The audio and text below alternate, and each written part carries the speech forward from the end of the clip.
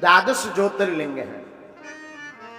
स्मरण मात्र में 12 की चर्चा करेंगे, लेकिन 12 ज्योतिर्लिंग की चर्चा कहने का अभिप्राय हमारा यह है कि आज हम शंकर जी के 12 श्रृंगार पर चर्चा करेंगे जो अद्भुत हैं। शिव के संग 12 श्रृंगार कैसे रहते और किस श्रृंगार का क्या अर्थ है, ये हम आपको, दास की तो छोटी सी मति है, अनपढ़ गवार हैं हम, लेकिन जो भी गुरु कृपा होगी हम आपको कोशिश करेंगे। तो द्वादश ज्योतिर्लिंग को आओ हम प्रणाम करते हैं बैठे बैठे। सौराष्ट्रे सोमनाथम च श्रीशैले मल्लिकार्जुन उज्जैन्यां महाकालम ओमकारं ममलेश्वरम परल्यां वैद्यनाथं च डाकन्यां भीमशंकरं सेतुबन्धे तुरामेशं नागेशं दारुका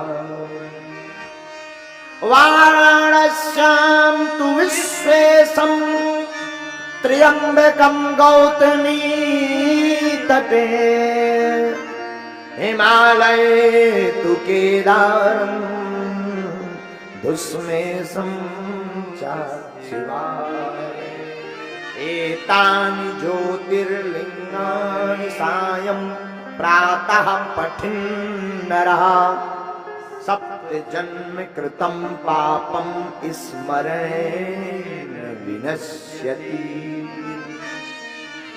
आहा, धन्य है हमारे आपके भाग्य। भारत भूमि विश्वगुरु ऐसे ही नहीं है। भारत को विश्वगुरु विश्वनाथ ने बनाया है।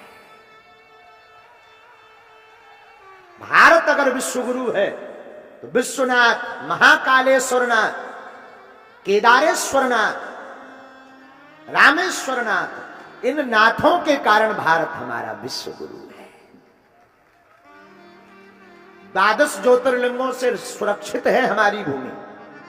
बहुत से लोग कहते महाराज भारत पर बड़ा खतरा मंडराता रहता। हम कहते खतरा को टालने वाले कालों के काल महाकाल रक्षा में बैठे हैं। पर काल भला क्या करेगा? द्वादश ज्योतिर्लिंग हमारे भारत भूमि की यत्र तत्र जो विराजमान है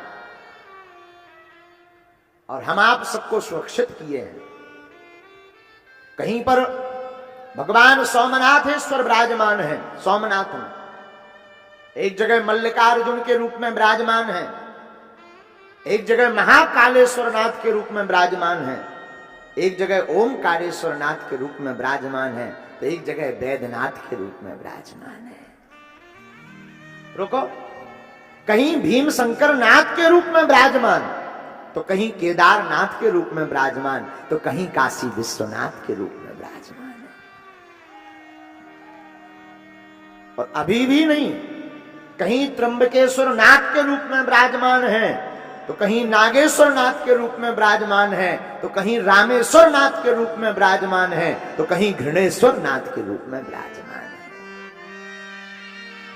और साधु आचार्य श्रेष्ठ कहते हैं जो इन द्वादश ज्योतिर्लिंगों के नाम का पाठ प्रतिदिन करता है प्रातः और सायं, तो बोले क्या होता है? बोले जो प्रातः और सायं पाठ इन द्वादश ज्योतिर्लिंगों का नाम का करता है उसके 7 जन्मों के पाप नष्ट हो जाते हैं। ऐसी महिमा है द्वादश ज्योतिर्लिंगों में। उनमें से एक ज्योतिर्लिंग श्री काशी विश्वनाथ है, जिनकी शरण में हम आप सब विराजमान हैं। लेकिन एक बात बड़ी अद्भुत है, भोले बाबा तो हमेशा अद्भुत ही रहे। कल हमने चर्चा बताई, संसार जिसको ठुकरा दे भोले बाबा उसको ही अपनाते। हाँ, विष कोई नहीं पी रहा तो भोले बाबा बोले ले आओ, हमें सब चले। जिसका कोई नहीं उनके भोले बाबा। आप श्रृंगार के दर्शन करेंगे, ऐसा श्रृंगार किसी का है ही नहीं जैसा भोले बाबा का है। दिखाई पड़ने में सब श्रृंगार अमंगल, पर शिव पर वो श्रृंगार होते ही सब अमंगल भी मंगल हो जाते हैं।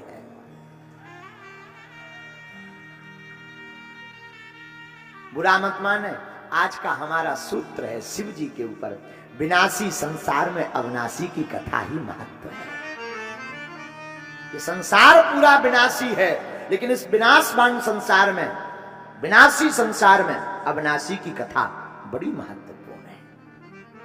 तो धन्य है भोलेनाथ, इसीलिए इनको तो सब महादेव कहते हैं। आपने ऐसे तो अनेक आपके श्रृंगार हैं, पर 12 श्रृंगारों पर हम चर्चा करते हैं। 12 संगी हैं भोले बाबा के, 12 श्रृंगार 12 संगी। तो सारादि संकाश गौरम गंभीरम मनोभूति कोटि प्रभा श्री शरीरम स्फुरन्न मौली कल्लोलिनी चारु गंगा लसत भाले भाले इंदु कंठे।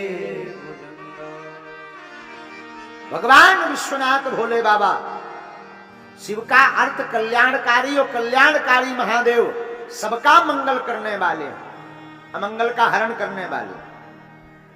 12 श्रृंगार में पहला श्रृंगार है गंगा, जो मस्तक पर है। ध्यान से सुने आचार्य, बाबा का प्रथम श्रृंगार गंगा लीजिए। बोले गंगा क्या करती है? बोले गंगा देती है शीतलता।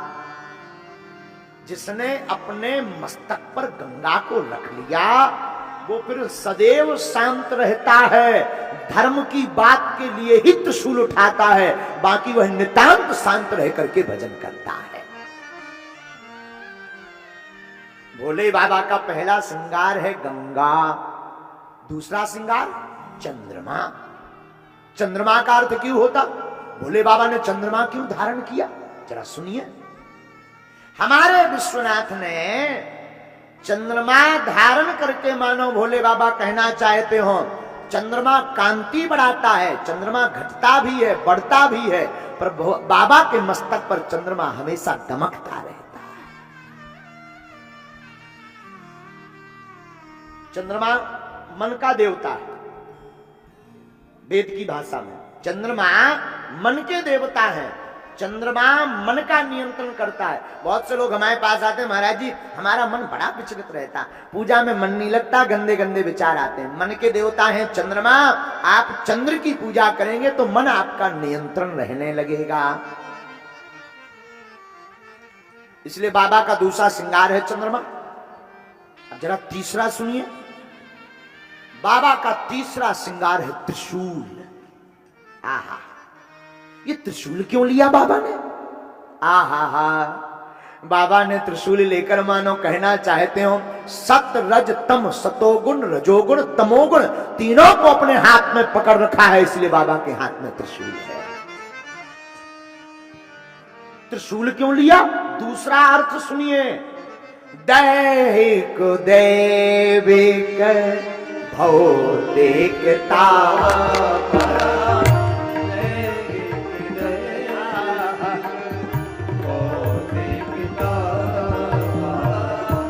दैविक भौतिकता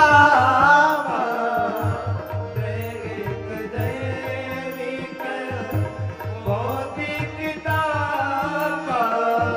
राम राज का हुए नहीं क्या, राम राज का हुए नहीं क्या, राम राज का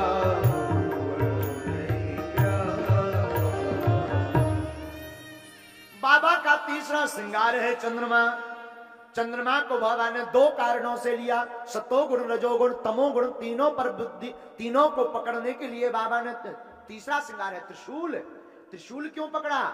सतोगुण रजोगुण तमोगुण तीनों को पकड़ने के लिए त्रिशूल धारण किया। दूसरा कारण, 3 प्रकार के ताप होते हैं शरीर में।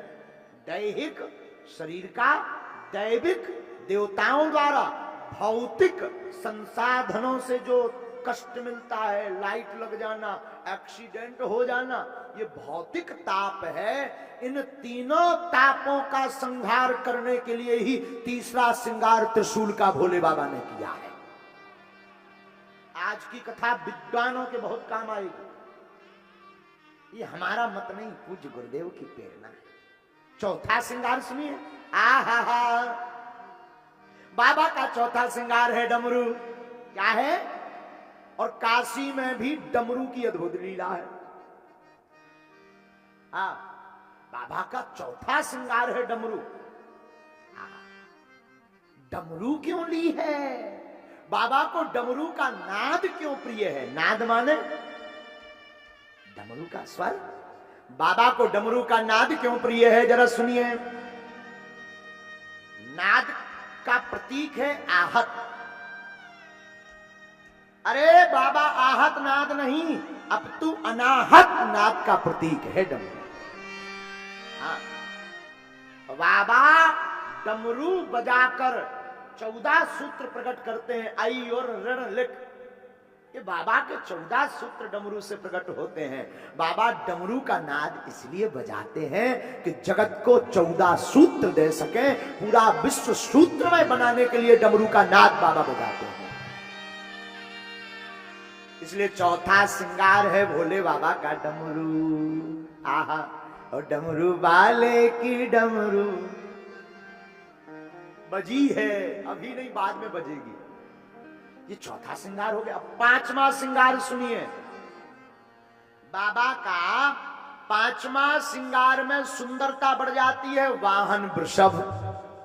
वाहन क्या है? वृषभ। वृषभ का अर्थ होता बैल। बाबा नंदी की सवारी करते हैं। मेरा भोला है भंडारी, करता नंदी की सवारी। बाबा नंदी की सवारी करते हैं। अच्छा, एक रहस्य है। नंदी की सवारी क्यों करते हैं? नंदी है धर्म का रूप। धर्म के हैं 4 चरण, अर्थ धर्म काम मोक्ष। इनकी प्राप्ति करिए को छोड़कर भोले बाबा धर्म को पकड़कर राम को पाना चाहते हैं, इसलिए वृषभ का वाहन स्वीकार करते हैं, नंदी का वाहन स्वीकार करते हैं। ये भगवान का पांचवा श्रृंगार है। अब छठवां श्रृंगार सुनिए। इनसे किसी ने कहा जटाएं बांधो, मुकुट पहनाएंगे। बाबा बोले मुकुट हम संसार का सोने चांदी का नहीं लेंगे। तो फिर बोले मुकुट भी लेंगे तो जटाओं का मुकुट लेंगे। अपनी जटाएं ली और जटा का ही मुकुट बनाकर धारण कर लिया। ये छठवां श्रृंगार है। जटाएं का अर्थ क्या होता? जटाओं का अर्थ है विचारों की एकता, क्योंकि विचार तो मस्तिष्क में ही आता है। मस्तिष्क में विचार आते हैं। मानो भोले बाबा कहना चाहते हो कि विचारों को एक किए बिना आप संसार में नहीं रह सकते। इसलिए बाबा ने अपने विचार एक कर रखे। जटाओं का मुकुट बनाकर विचारों की एकता भोले बाबा बनाते हैं। और जटाओं का मुकुट बनाने का दूसरा अर्थ है सभी मस्तिष्क को एक करके राम के चरणों में लगा देना। इसीलिए जटाओं का श्रृंगार है। मानो बाबा कहना चाहते हो कि जब तक आपके सभी विचार एक नहीं होंगे तब तक राम जी मिलने वाले नहीं हैं। इसलिए भोले बाबा ने जो छठवां श्रृंगार किया वो जटाओं का मुकुट बनाया है। सातवां श्रृंगार, सातवां तो अद्भुत श्रृंगार है त्रिनेत्रधारी। सबके 2 नेत्र होते हैं, हमारे भोले बाबा के एक एक्स्ट्रा है, जिसे तीसरा नेत्र कहते हैं। लेकिन गौर करना, तीसरा नेत्र क्यों है? तीसरा नेत्र है सन्यास का प्रतीक। भोले बाबा का जो तीसरा नेत्र है वो सन्यास का प्रतीक है। 2 नेत्र हैं, एक में राघव जी बैठते, एक में जानकी मैया विराजती। तीसरा नेत्र बाबा का सन्यास का प्रतीक है। एक ब्रज के बड़े अच्छे संत हैं, उनकी बात कहना अब रुका नहीं जाता। पीला वस्त्र पहनते हैं पूज्य महाराज जी, जिनकी किडनी खराब रही, हाँ, पूज्य श्री प्रेमानंद बाबा वृंदावन के एक अद्भुत संत हैं, श्री प्रेमानंद बाबा। उनकी किडनी दोनों खराब हो गई तो लोगों ने कहा कि आप ये निकलवा कर दूसरी डाल लो। कई भक्तों ने कहा हम अपनी दे देते हैं। उनकी वाणी सुनकर के आपके रोंगटे खड़े हो जाएंगे। वो हाथ जोड़कर बोले देखो भाई, हम अपनी किडनी नहीं निकालेंगे। अरे बाबा मर जाओगे। बोले जो श्री जी को करना होगा, कल होता हो आज हो जाए। एक किडनी हमारी कृष्ण है, दूसरी किडनी राधा है। हम अपने अंदर से कृष्ण राधा नहीं निकाल सकते। ऐसे ही हमारे महादेव के एक नेत्र में राम जी विराजे, दूसरे नेत्र में जानकी जी विराजी और तीसरा नेत्र संन्यास का प्रतीक है। इसलिए बाबा हैं त्रिनेत्रधारी। अब जरा आगे का श्रृंगार सुनिए बाबा का। आठवां जो श्रृंगार भोले बाबा के रूप में है वो है त्रिपुंड। क्या है त्रिपुंड? जानते ना, भाल पर 3 लाइनें लगाई जाती हैं, उसे कहते त्रिपुंड। ये 8वां श्रृंगार है। ये किसका प्रतीक है? वैसे तो ये सतोगुण रजोगुण तमोगुण का प्रतीक है, लेकिन मानो हमारी बुद्धि ये कहती हो, हमारी बुद्धि का मत है, किसी आचार का नहीं। जीवात्मा, परमात्मा और ब्रह्म आत्मा शिव, ये तीनों का प्रतीक है त्रिपुंड।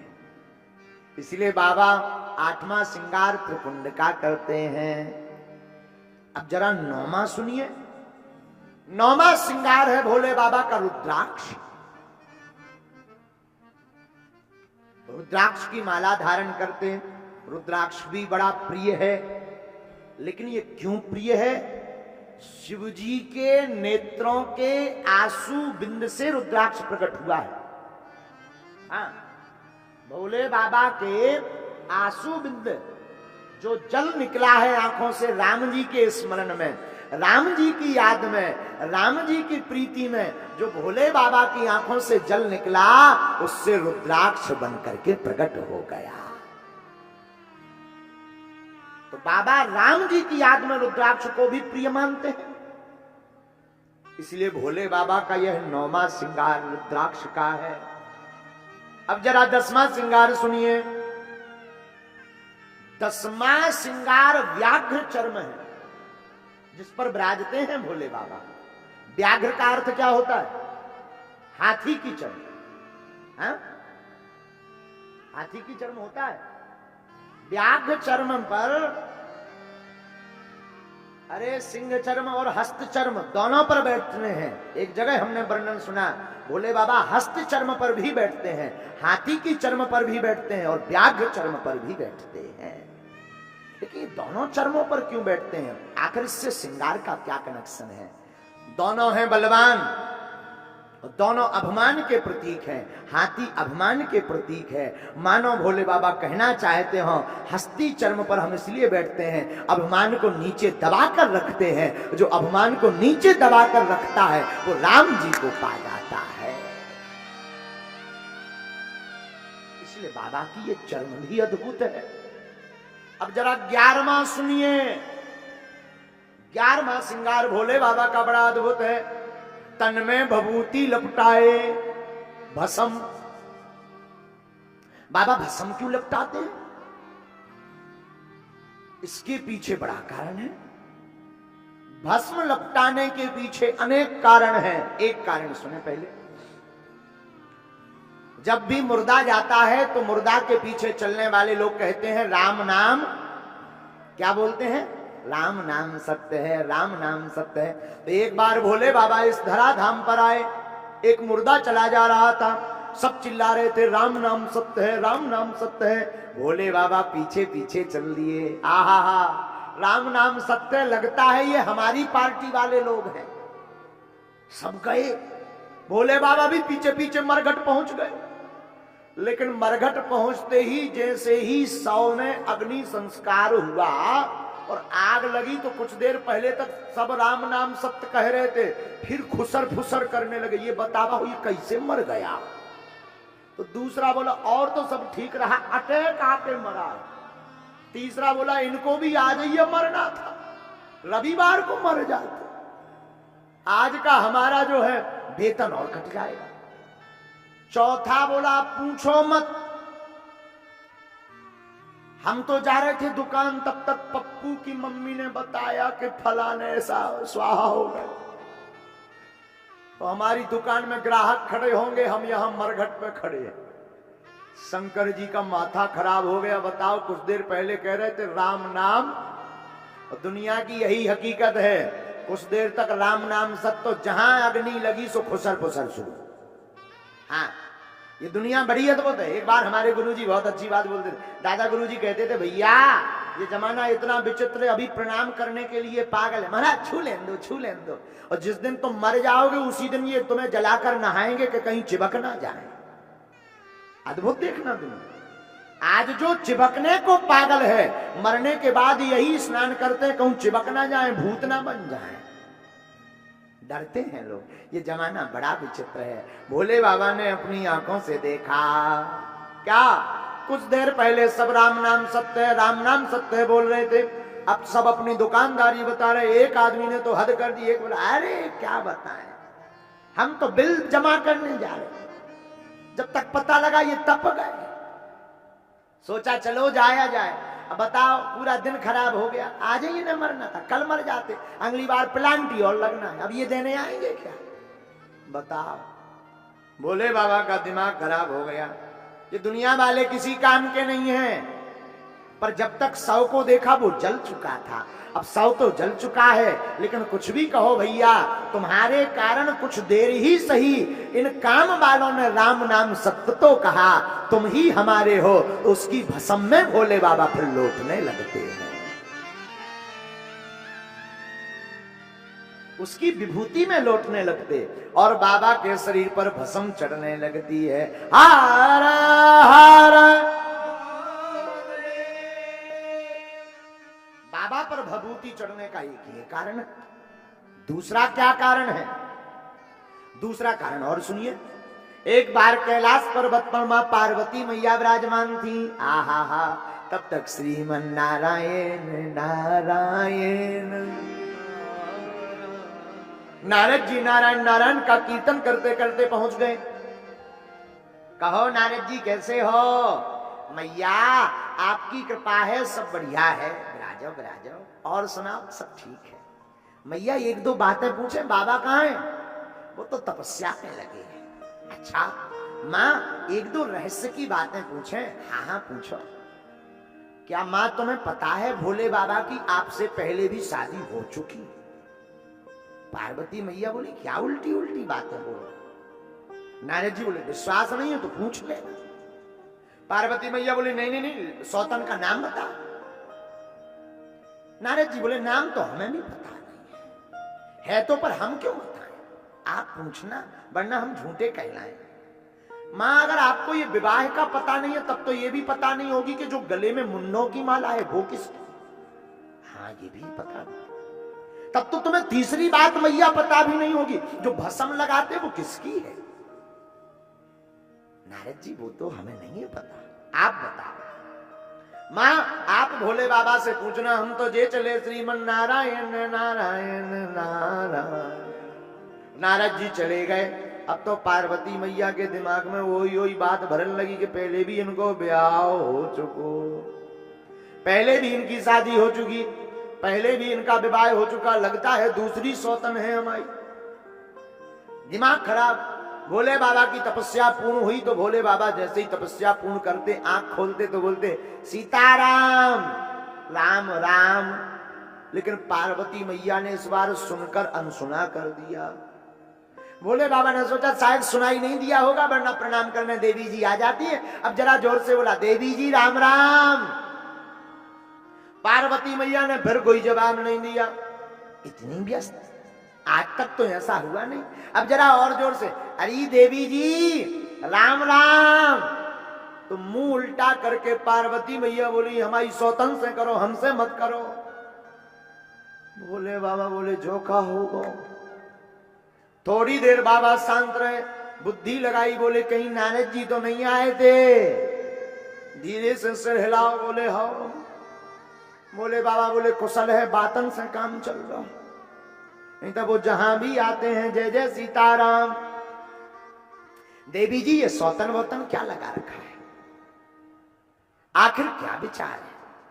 हम नहीं महाराज कुछ जानने वाले, आज सीताराम बाद में होगी, पहले हमारे प्रश्नों के उत्तर दो। हाँ हाँ पूछो। बाबा क्या आपकी शादी हमसे पहले हो चुकी है? अच्छा और कोई बात? अच्छा बाबा दूसरा प्रश्न, ये जो मुंडों की माला पहनते हो ये किसकी है? और कोई बात? एक बात और, आप ये जो भस्म रमाते हो वो किसका है? सुनो देवी। बाबा ने बड़े सावधानी पूर्वक जवाब दिया। देखो गृहस्थ जीवन में अगर एक पार्टी बहुत हावी है तो दूसरी पार्टी को सरेंडर हो जाना चाहिए। हाँ, महाभारत से बचना है तो अगर महाभारत करनी है तो दोनों खूब दमादम। जय जय सीताराम। आधे से ज्यादा लोग तो यहां लुगाई प्रताड़ित बैठे हैं। हाँ, अगर बता दिया जाए कि लुगाई की प्रताड़ना से कैसे बचना है तुरंत कान खड़े कर लेंगे लोग। हाँ सच बोल रहे हैं। अब जरूरी नहीं है कि तुम हाथ उठाओ क्योंकि तुम्हारी इज्जत भी तो है। तो भोले बाबा एक ऐसे देव। देवी जी आप तीनों प्रश्न पूछो। जब तीनों प्रश्नों को पूछ लिया, आहा जवाब दिया। हाँ देवी जी हमारा पहले भी विवाह हो चुका। किसके साथ? पूर्व जन्म में आप सती थी, तब हमारा विवाह आपके ही साथ संपन्न हुआ था। वाह। दूसरे जन्म में आप पार्वती बनी, पहले तुम सती थी और आपने ही प्राणांत लेते समय, शरीर त्यागते समय ये कहा था कि जब जब भी हमारा जन्म हो तब तब भोले बाबा की ही शरणागति मिले। महाराज वो तो ध्यान है, कहीं और कोई शादी तो नहीं हुई? नहीं नहीं नहीं, वही शादी हुई। दूसरा प्रश्न, ये मुंडमाला किसकी है? देवी ये मुंडमाला किसी और की नहीं, हमें राम बहुत प्रिय है और आप भी हमारी परम भक्तिनी थी। जितनी बार आपने शरीर त्यागा, हम आपसे इतना प्रेम करते हैं कि आपके मुंड को उठा करके हम अपने हृदय में, गले में धारण कर लेते हैं। बाबा ये भस्म किसकी है? भस्म भी देवी जी दो लोगों की है। एक राम के नाम जिसके कारण दुनिया सीताराम नाम सत्य कहती है, एक उनकी है। दूसरी भस्म जो तन पर है एक ही, पर दूसरी जो तन पर भस्म लगाते हैं वो देवी तुम्हारी ही भस्म लगाते। जब तुम शरीर त्यागती तो भस्म गिर जाती, उस भस्म को हम अंग में लगा लेते हैं। मां बड़ी प्रसन्न हुई, मां के नेत्रों में आंसू आ गए और यहीं से अमर कथा की चर्चा प्रारंभ हुई। लेकिन बाबा का 11वां श्रृंगार है भस्म। भस्म दो कारणों से भोले बाबा लगाते हैं। बोलो हर हर। बाबा का 12वां और अंतिम श्रृंगार सुनिए। भोले बाबा का 12वां श्रृंगार है नाग। क्या है? नाग, सांप, सर्प। अच्छा नाग को क्यों श्रृंगार बनाया है? नाग है काल। काल मतलब समय। कल भी हमने कहा था, फिर कहते, घड़ी सबके हाथ में है पर घड़ी किसी के हाथ में नहीं है। उसी प्रकार भोले बाबा ने नाग को श्रृंगार बनाने का सिद्धांत इसलिए प्रतिपादित किया, मानो बाबा कहना चाहते हो जो समय को ही भूषण बना लेते हैं उनका सब कुछ अमंगल भी मंगल हो जाता है। सीताराम सीताराम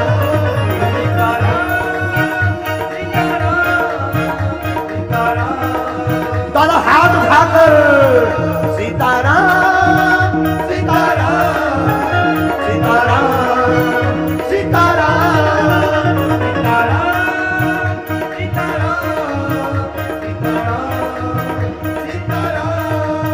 सीताराम हनुमान सीताराम हनुमान सीताराम हनुमान सीताराम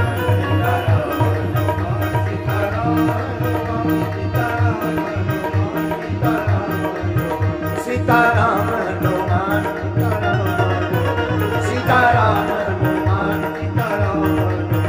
सीताराम हनुमान रामचंद्र भगवान की जय। काशी विश्वनाथ की जय। हर हर महादेव। बोलिए भागवत भगवान की। अपने अपने मताई बाप की। पूज्य दादा गुरु जी